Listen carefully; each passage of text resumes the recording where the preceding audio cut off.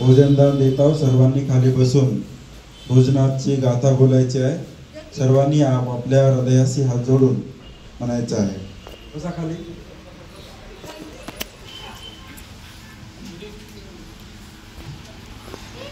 म्हणा, इदं मे पुण्यं भोजनं पानीयं अनुकंपं उपादाय पटिगन्नातु मुक्तमं द्वितीयंपि हन्ते संघो भोजनं पानीयं अनुकंपं उपादाय पटिगन्नातु मुक्तमं तृतीयंपि भन्ते संघो.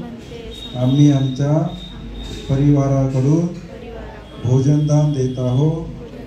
या भोजनाचा आमच्या पुण्यकर्मासाठी स्वीकार करावा. साधू साधू साधू.